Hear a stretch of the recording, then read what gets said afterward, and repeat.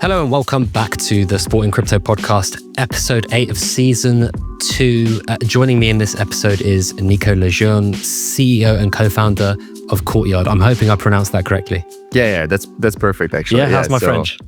Yeah, very, very, very well. Very good. Yeah.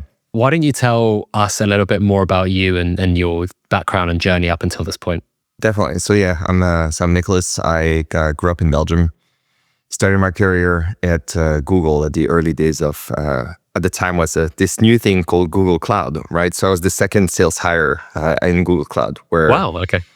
Yeah, so second sales hire for like the SMB team. So I was growing up that team, managed multiple countries, started to manage like France and then the Benelux and then the entire Africa. So I built up the sales team there. They moved me to California, where I moved to San Francisco to manage the sales team there on the West Coast. After 2-3 years there, as you can see from the fancy mic there, I produced music. I wanted to be a DJ, music producer. I had some songs like released from like some labels and some big labels there, and I found this job to manage music labels at YouTube. So I was like, this is perfect. Let me move to manage those music labels there. After 2 years, I realized it's not as fun as making music. Working music is, you're not really the artist, you're on the side of it, and it's a lot about rights management. It's not a growing industry. And so that was the time where I realized it's been like close to 8-9 years at Google. Let me launch something. I want to launch like a business. And I had a bunch of ideas, and I discovered this new technology called NFTs. That was a few months before the hype of the Bored Apes and so on. Like it was at the time where this NFT project called Hashmasks back in the day.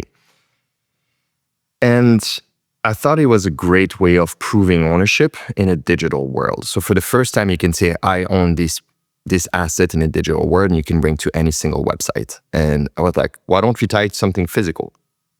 And you would secure the physical securely, and then you would be able to trade the digital, and whoever owns the digital could be redeeming the physical. So the first question was, what are we going to sell? And I looked at who was trading NFTs at the time. I was 20 to 35 years old, male. I'm 32. I'm part of that demographic. So I was like, what do I have in common with those people? I grew up with Pokemon cards. Nostalgia is a very powerful feeling. So it was like, let's start with Pokemon cards. The second question was, who are we going to use to build trust? And the only company I knew at the time, I actually have a little truck they gave me, was Brinks. You see those armor trucks you see on the street there. So I called them up, and they didn't used to store collectibles, and we kind of convinced them to store that with us, and that kind of built the initial trust of it. And so that was kind of like the genesis start of Courtyard. I had a very good friend who was this engineer at Tesla, who I'm a bit delusional in terms of like what we can do. So I was like, let's sell this. It was at the time where all these NFT drops were selling at like $2 million. It's like, this is great. We can just do $500,000. We sell the NFT sealed. We get the money and then we buy the card. And then I was talking to this friend who's this engineer at Tesla. The stock blew up of Tesla. I was like, how are you going to do that? You won't have time. And so he was like, I can lend you the money if you want. And so he lent me the money. We made this deal where I gave him 1% of, we were nothing at the time. I gave him 1% of Courtyard. The deal was like, after 6 months, I pay you back the money. If I don't sell those cards, you get the cards, you sell them on eBay. I paid him back after less than 6 months. But yeah, so I got the money and I started learning a lot about Pokemon card, buying as many cards as I could on these auction houses and so on. And so we started to build the process of inventorizing and so on. Put them all together and sold them in a drop 3 years ago on Polygon. So that was, the infrastructure was not there. You had to explain people, you need to fund Matic, and like it was very complex. Can we just take one step back, Nico? Can you just quickly explain to people that might not know what exactly Courtyard is? Because I think after they know that, the Genesis story is going to start to line up a lot better. Yeah, so Courtyard is essentially a platform that provides a few services. So we are a marketplace that vaults assets. So we take trading cards and collectibles, we store them in secured vault, and then we issue an NFT of those assets. So you can trade them on any NFT marketplace, or you can trade them on Courtyard. you own that digital asset. Whoever owns it can at any point in time say, I want to redeem it. And we essentially remove it from the platform and ship it across the globe. So we ship in 150 countries. So that's the first part of Courtyard. The second part is around a digital repack experience. So we have this thing called the Vending machine, which is essentially selling digital packs of cars that we own and we have in the vault. That essentially allows you to open a pack digitally, and then you can redeem the card if you want. You can sell it in the marketplace or sell it back to Courtyard. I cut you off when you were going on your card buying experience. You're going on eBay, you're outbidding everyone. Like, what's going on at these auction houses? At the time, we were really like discovering, right? Like we learned a lot about like what Courtyard is. So we bought all those cards. It was about $500,000 of cards, 800 cards, put them for sale, and it sold out within like an hour and a half. Everything was sold out. I remember that. I distinctly remember that being like in the depths of what was a pretty brutal crypto winter. And everyone was like, wow, people are buying these Pokemon cards on chain. And I was like, how does that work? And then it's one of those things that just clicks and you're like, how has nobody thought of that before? And it's funny actually, because a year and a half before that, I was pitched a project that wanted to do that with jerseys. With soccer jerseys, yeah. Right? And the issue was when they went to teams, because teams owned the rights of the jerseys. When they went to the teams for the match-worn jerseys, they said, we don't want to get into this crypto thing. But you have this like unbelievable model where there is no rights to buy, and it's very, very clean.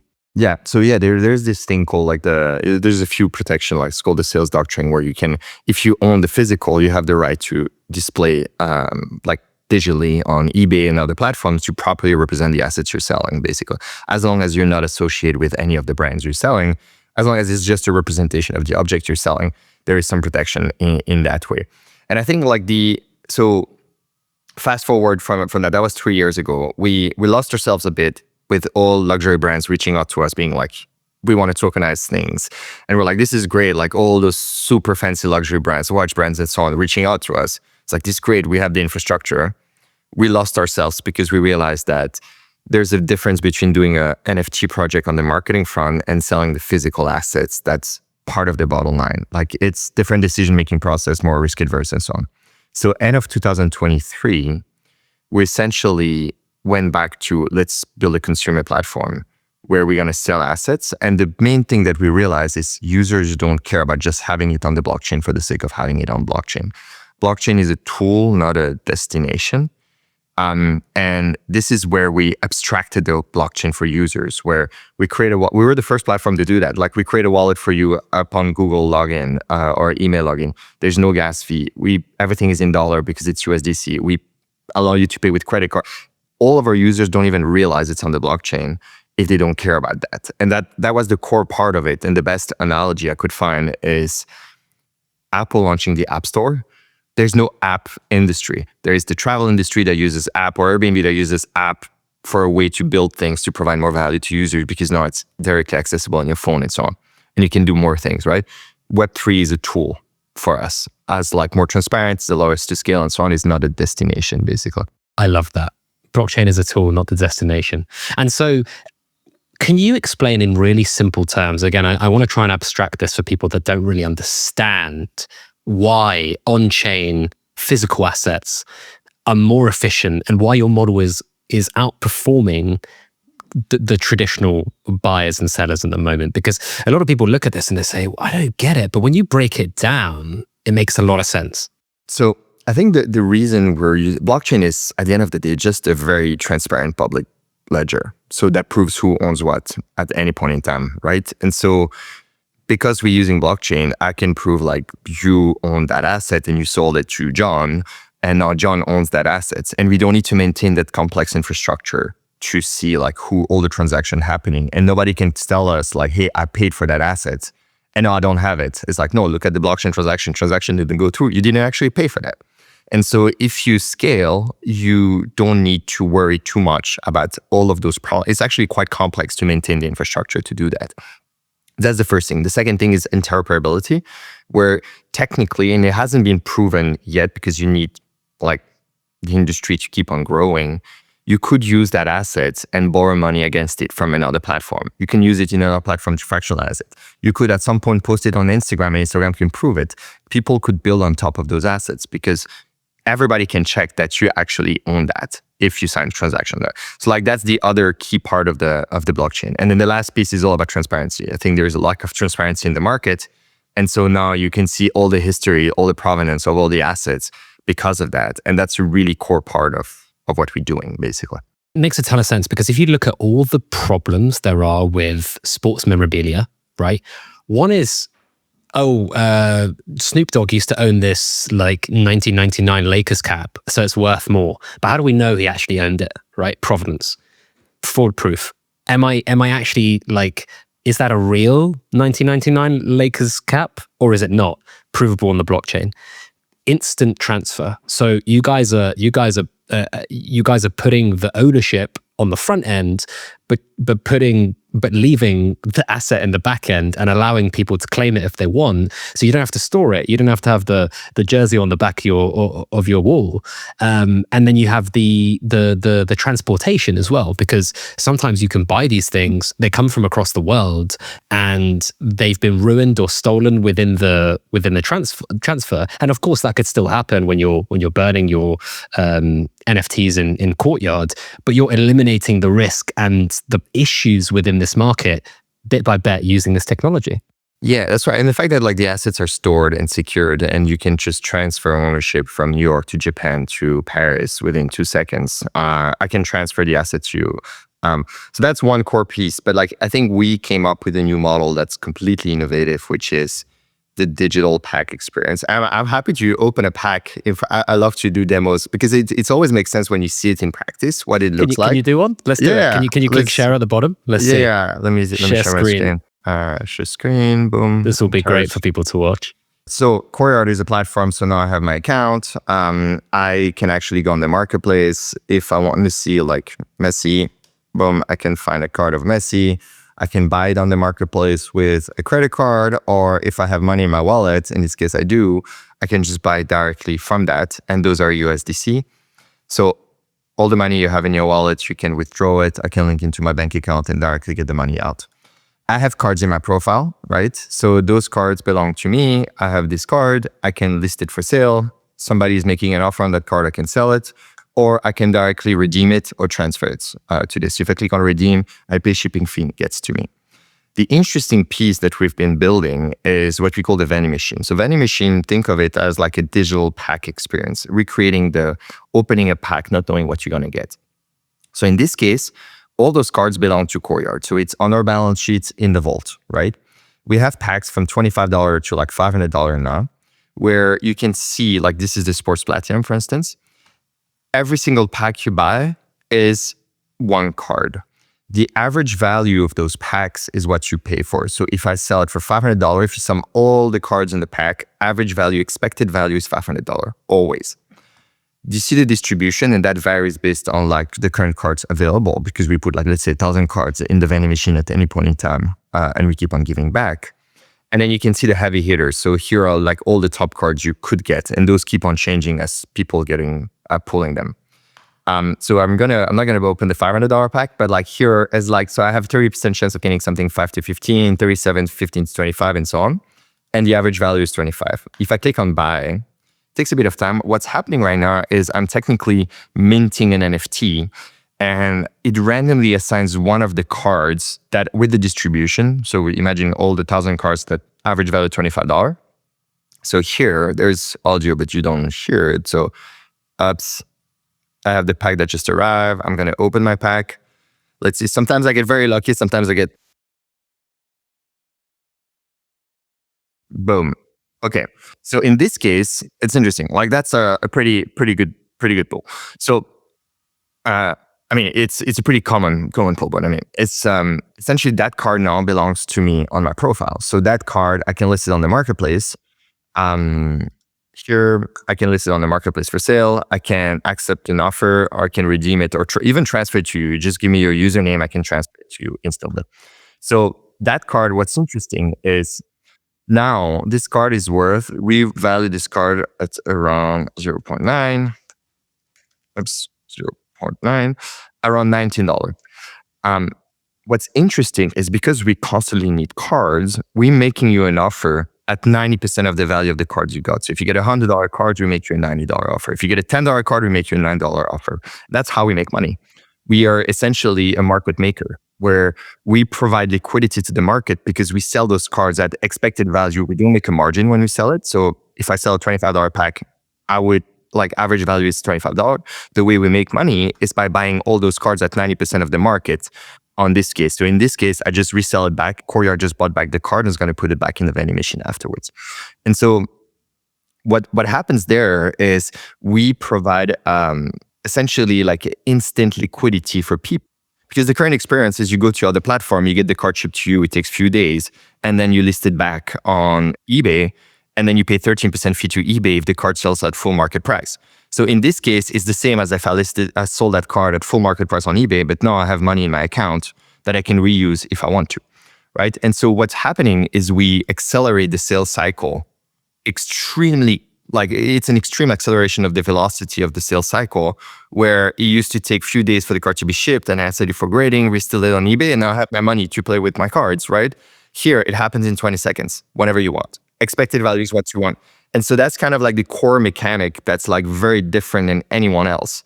And because of that, we've been growing. We're going to talk about that, right? But we've been growing a lot. And what's essentially happening is we're pooling all those assets together to reduce the risk of each asset. Because every card, maybe this card is worth $19, maybe it takes a month to sell or 3 months to sell. Some cards are more liquid than others, right? Same for any sorts of collectibles. And by doing that, we're essentially reducing the risk of that because we can put it in a pack and resell it tomorrow, which means we can offer 90% on any cards because we can repack them and resell them. So that's kind of the core value of Courtyard. Marketplace, market maker. It's a model that you really can't replicate without blockchain. I still read articles today where it's kind of it's a what is it? Solution searching for a problem type of thing, but there are now a lot of real world examples where this is making a big difference. And I want to read, you mentioned it, that you've grown a lot. I want to read some staggering stats out to our listeners because I think I don't know if I've seen growth like this, really. I think we're probably the fastest growing company in the world. We're top 5 in the world in terms of revenue, for sure. It is pretty crazy. So in January 2024, you guys did $50,000 worth of volume. Right, and that's sales volume on Courtyard. So that's primary and secondary sales, right? In Jan 2025, you did 10 million plus, and as we speak now, February you hit $34 million in volume. So it's a bit worse. So in January, we've been growing since last January, 55% month over month minimum on it. So it went from 1 million, 1.8, 2.8, 4.5, 6.5, and so on. December last year, we did 9 million. January, we did 17 million. Wow. February, we did 42 million. Wow. And March, you've already matched that. We're recording on 21st of March. You're basically there. Yeah, we're growing a lot.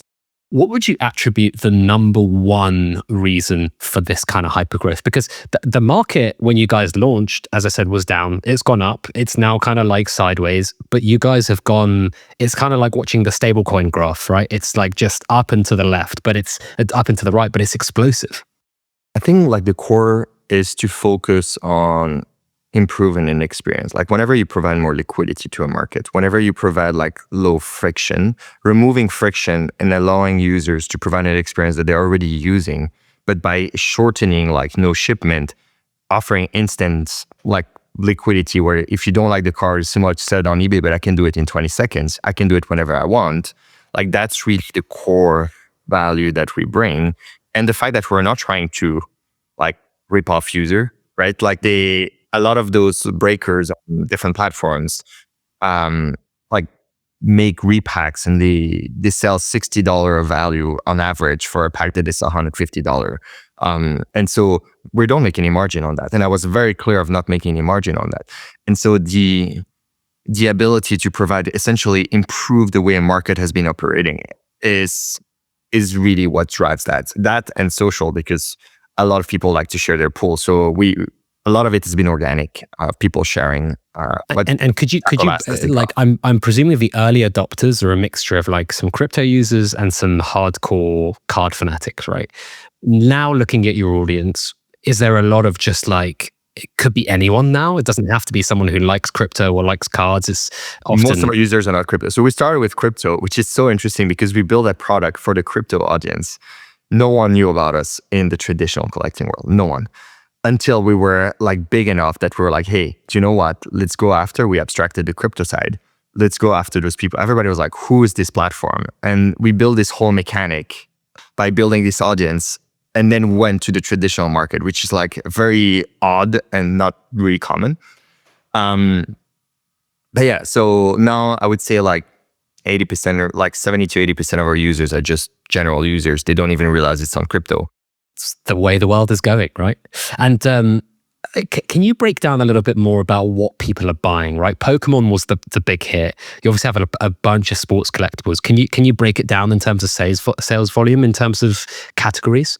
I think right now we're demand constrained, right? So it's every time we launch a new vending machine with different price point and so on. So Pokemon is a huge part, but we have a massive sports category. Right now we're actually launching next week this like multiple vending machines of any sorts of sports. So we have like right now multi-sports, but it's all about like the inventory we need to source because we're the largest buyer of cards in the world right now.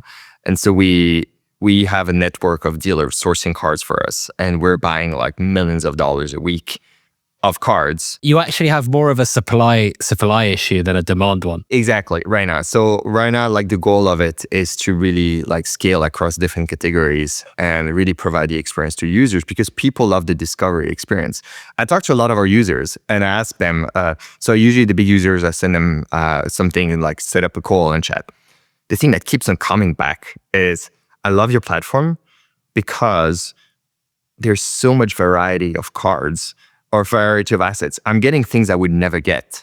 I would never buy it, but now that I have it, I like it and I want it for my collection. Or I'm getting things I didn't even know existed. And it's the magic of discovery. And I think like an analogy I could find is if I give you like a Macy's gift card for the holidays, right? Here's a Macy's gift, $100. You're gonna be like, this is a crappy gift, right? Thank you, but... And then if I give you a scarf, a $100 scarf that I found at Macy's, you would go to Macy's, you would never buy that scarf. Now you're like, that's nice. I like that scarf now. It's mine, right? And I think I don't know if it's the best analogy, but like it's kind of like the discovery experience. Like, no, I discovered, no, it's mine. I have it. I kind of like it.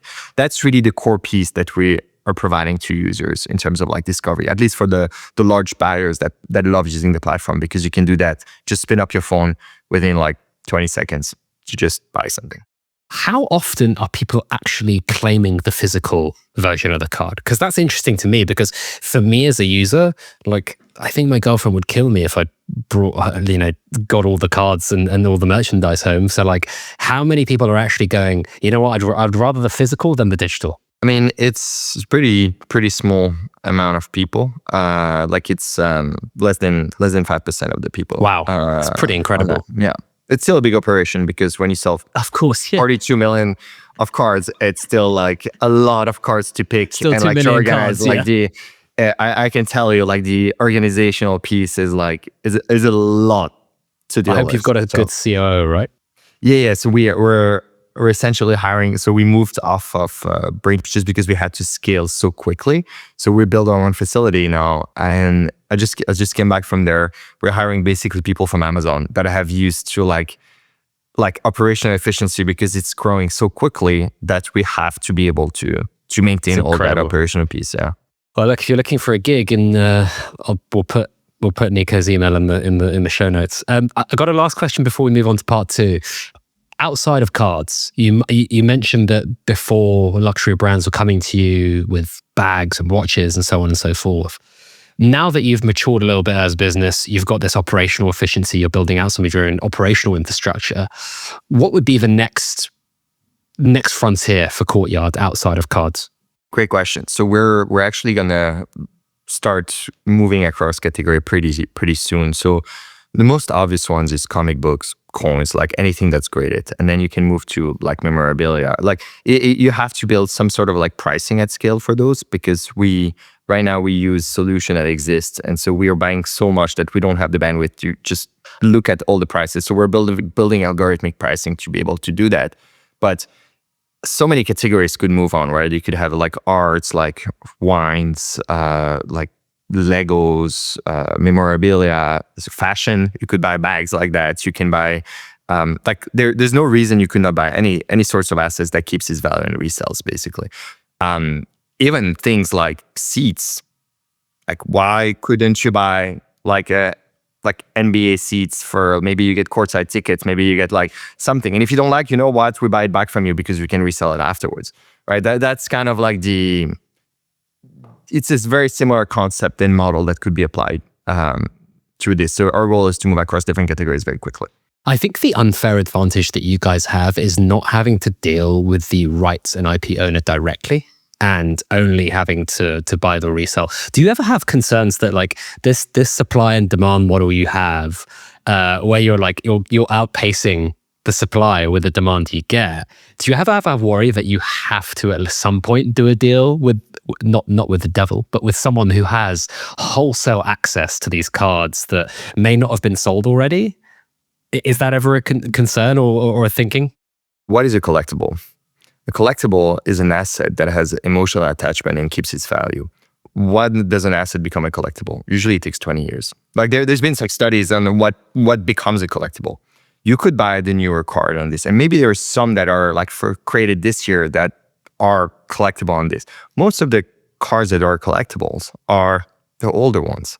Like people like that bring nostalgia, and that's why like those people now can afford to spend more on those, and so that's become a collectible on this. And so there's a mix of everything on that. But actually, even if we had partnership with people who create the new asset, that's maybe not what the market values as kind of like the most desirable type of assets, right?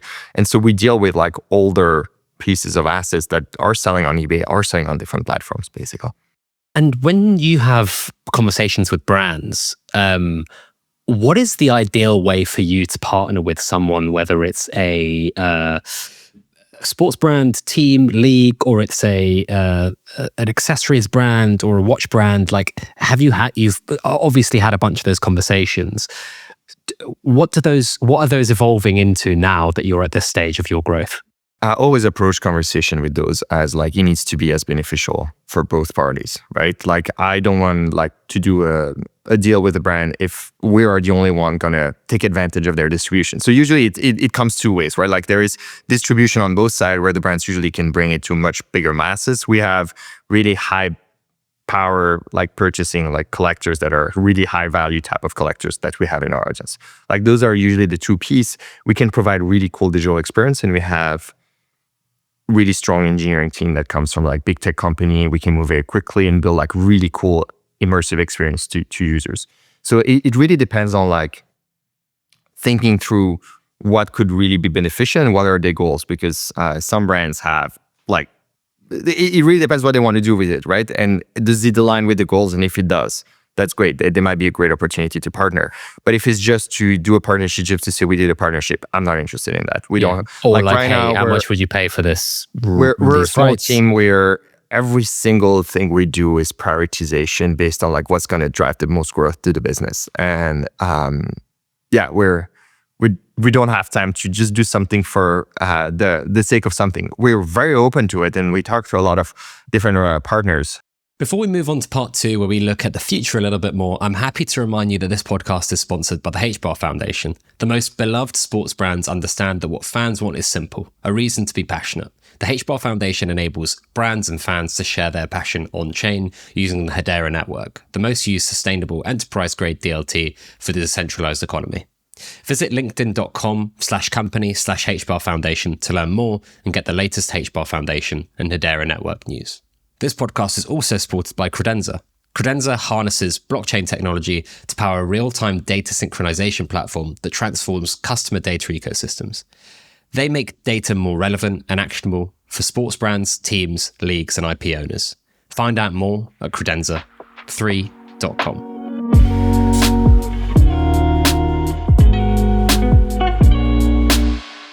Welcome back to part 2 of this episode with Nico, who has been absolutely brilliant so far. We've even had if you're listening, I would highly recommend watching on YouTube instead, because we got a live product demo, which is really fun. What do the next 2 to 3 years look like for Courtyard? You talked about late 2023 going back to your core roots of like pushing direct consumer. If you look from now to like 2027, 2028, where are the key places that you want to go and want to do, apart from the obvious, which is kind of conquer more verticals?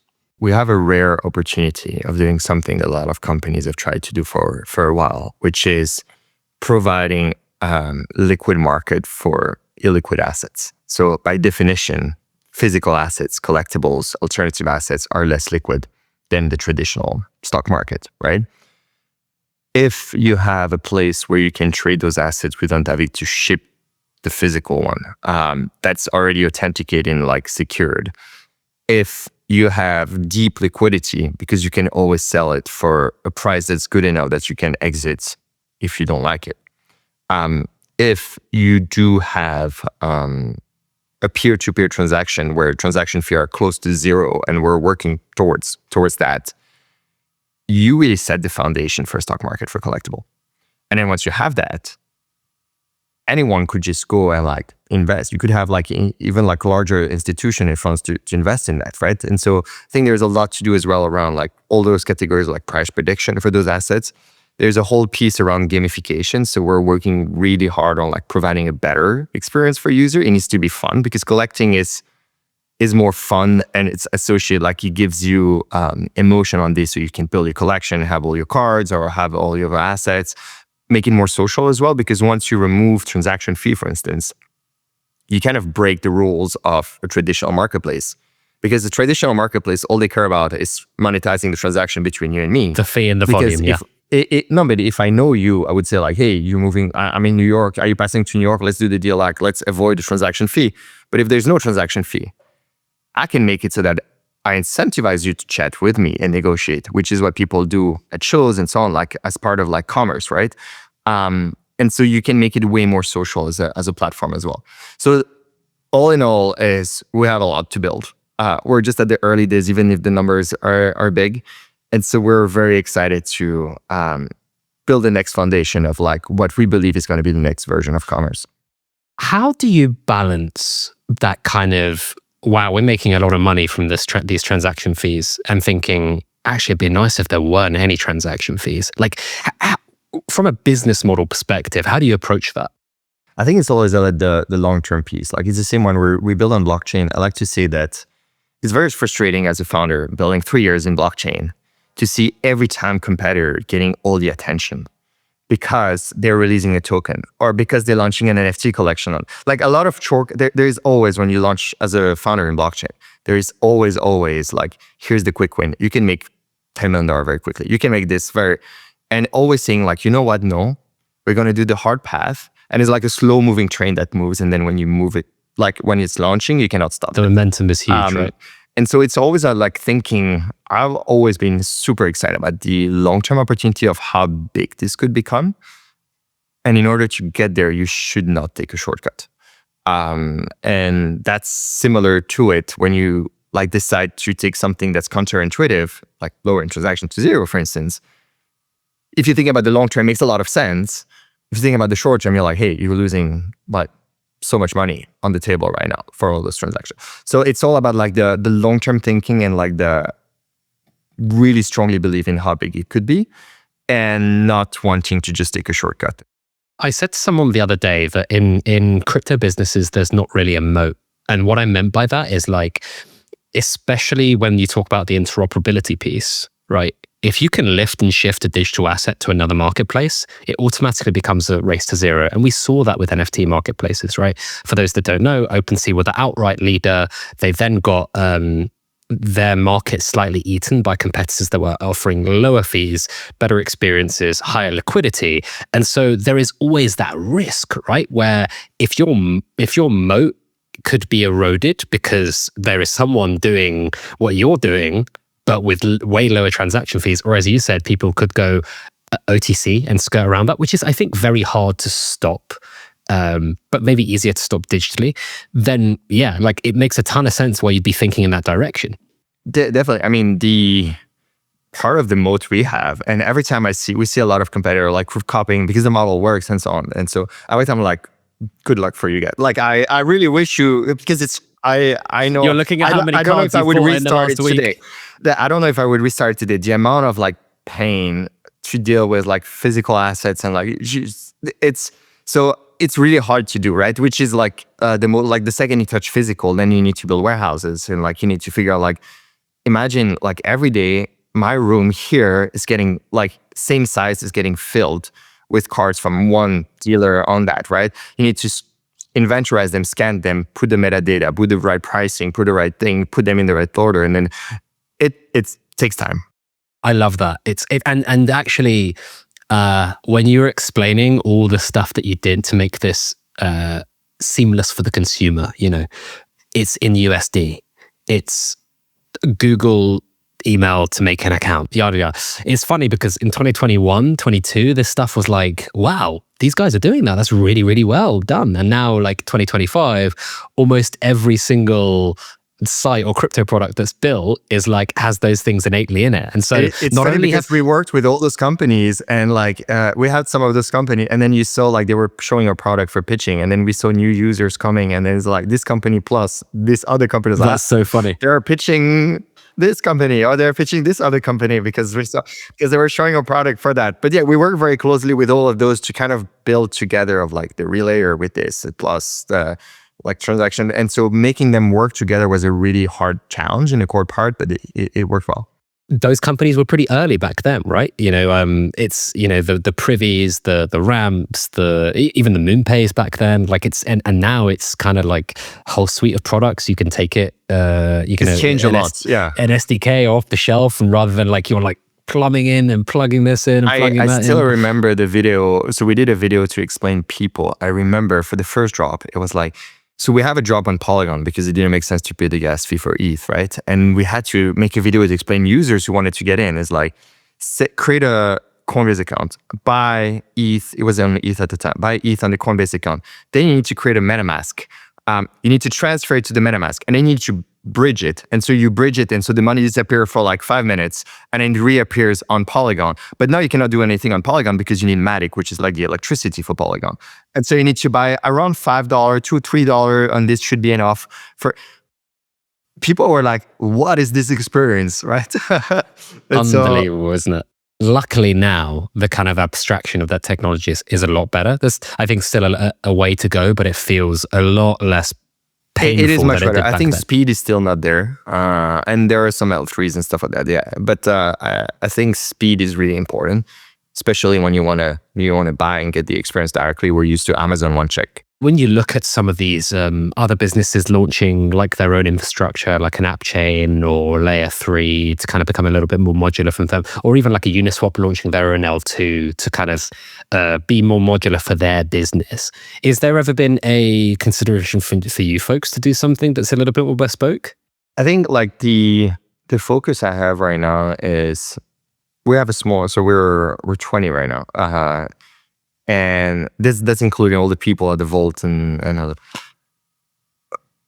Our resources are extremely scarce, and we have a lot we want to build. And every single piece I've always focused on is what is going to drive the most value to the user first, and prioritize that. So we need to ruthlessly prioritize what's the next things we decide to focus on building. And so far it hasn't been focused because it works, right? It's not like people are complaining every day around that. Is it slower? Yes, but it works right now. So maybe in the future, not saying no to that. Right now, in the early days, right now, we had other problems to focus on. Yeah, you've got the 2 million cards a week to be worrying about, right? Let's talk a little bit more broadly about the sports memorabilia market and the kind of sports market and where blockchain can impact. But I want to talk specifically about RWAs, real world assets, because that is becoming the next trend within the kind of this cycle of innovation in crypto. And I think it's still a bit abstract for people to think about a real world asset on something that has felt so intangible up until now.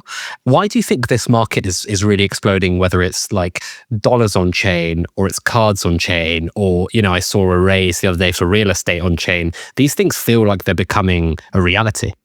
Yeah, I mean, I see real world assets as two different types of categories, right? Like you have the financial real world assets, and then you have our category, which is more like consumer, collectible type of real world assets, right? First of all, I'm very happy that nobody uses the term phygital anymore. RWA is much better term than what it used to be before. People are looking for application. There's been a lot of investment in infrastructure for blockchain, and real world asset is something that can provide a lot of like application for that, where you have this ownership transfer that can be used. You have this platform that's like fully scalable and decentralized, where you can transfer ownership across the globe, right? And it's a very robust infrastructure. So I do think like that's why people are looking for the application of using that piece to solve for real world problem, which is friction, red tape. Like it's similar for real estate. Like, I mean, there is no reason why you pay somebody like crazy amount of money to just put the fact that you own that piece of property on the register, right? That doesn't make sense. And so like at the high level, it's still about like solving for friction that exists right now and making it trustless, right? I wrote a piece about Gianni Infantino being at Trump's crypto congress and saying, "Hey, we might launch FIFA coin." And I was like, you know, why the hell would they do that? Blah blah. But then I kind of talked about how FIFA is kind of like a DAO, or like a extended community with a congress, and nations are participants.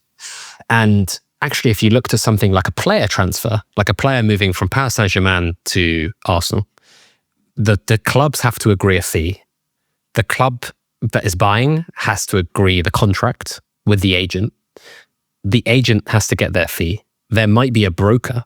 They then both have to register the sale and the buy on FIFA's transfer repo, which is, again, you're sending paperwork via fax to FIFA.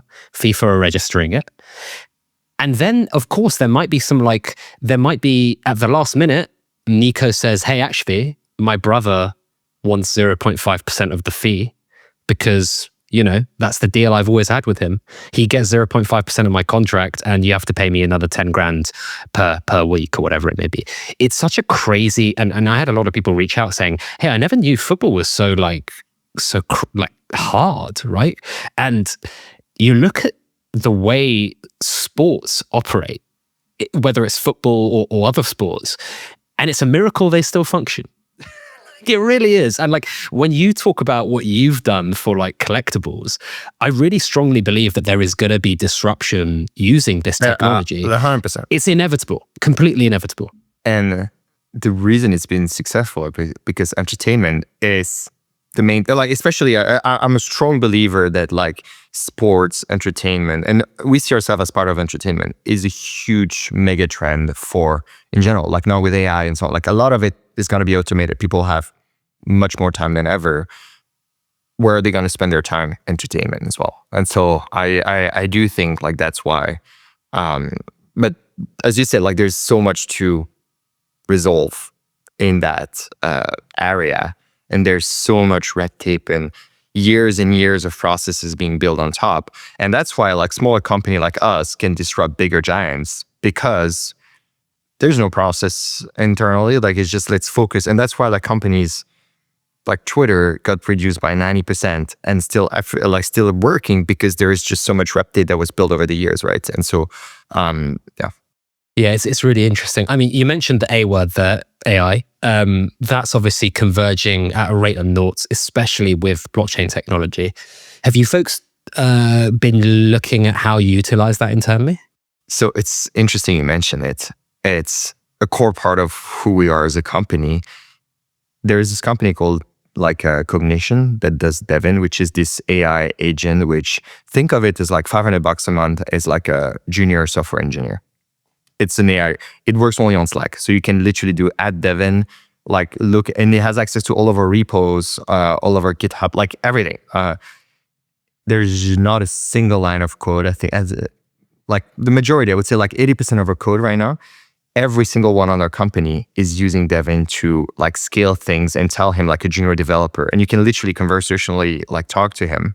And that's a really core part of it, because now we only hire like staff level engineers that come from like big companies like Google and so on with startup experience, like very senior people. If you have a senior people like that, he can 10x what he can do, because he doesn't need, all he does is reviewing and give feedback and like adding to it. And now we have this AI that's like create those repo, understand a whole infrastructure and a whole backend. Every time there's pull requests so that they can review in the code and they give feedback. It's like, don't do, and you can be very direct with them. Like if it was an engineer on Slack, literally. And it's amazing. We actually let go 2 engineers. We only have like 6, 7 engineers. We let go 2 engineers. We started using that, and our performance went like 10x in terms of like shipping and like development style on this. So for $500 a month. Exactly. So I'm a strong believer of like pushing, using the new technology now, because you're going to be so much faster if you like. And we asked that in interview, like, what are the how have you been using AI to facilitate what's your current process right now? Because we want people that are willing to adopt those new technology, because the faster you do it, it's going to give you such an edge compared to those big organizations. And they're going to say like, you know what, like we don't want to share our data on this. So we don't want people to use those type of tools and stuff like that. So yeah. What about on the consumer side, right? Like, you talk about market making. Could some of that be automated? You talk about consumer discovery. Could there be agents or AI functionality that could help your consumers discover things better? Like, have you been thinking through that as well? So not especially from a discovery standpoint yet. We've been thinking a lot in terms of like price prediction, which is different types of models. So there you have large language models and so on. And like you have like the traditional predicting models that you use, just because there's so many variables that could be taken into account from like the card standpoint, for instance, like player performance compared to the other, performance on the field. Because those impact the pricing, and like, does the team go back to the playoffs, or like, did they get further along? And so there's so much data that you can use to predict pricing of different collectible linked to those players. And so those are the things where we're starting to work through and think through, hiring people that are way smarter than me, that work in quant and hedge funds that work on building models for those type of things. Very cool. Very cool. Well, I don't want to take up too much more of your time. I know you're busy trying to buy cards and stuff, so we'll probably leave it there. Thank you so much, everyone, for listening and watching. Nico, where can people find out more about you and Courtyard? So you can go to courtyard.io. So it's like Marriott Courtyard. I have a French accent, so Courtyard.io, like Courtyard and then a yard.io. Exactly. Yeah. So you can check it out. Like, try out the vending machine. It's fun. You can redeem the cards. You can sell back and selling it your money back if you don't like what you got. And feel free to reach out. We're always happy to talk to people and chat through. So If you haven't done so already, please do subscribe to Sporting Crypto, newsletter.sportingcrypto.com, and that will keep you up to date with all things sports and Web3 every Monday. You can find me at Pet Barisha on Twitter or on LinkedIn. You can find us on Twitter or LinkedIn at Sporting Crypto as well. Just remember that none of what we have said during this show is financial or business advice, and this content is for informational purposes only. Web3 is underpinned by crypto, and crypto is volatile, meaning you can lose money if you're buying these assets personally or as a business. And again, remember, the majority of crypto asset companies are unregulated. Rate us 5 stars and all of that.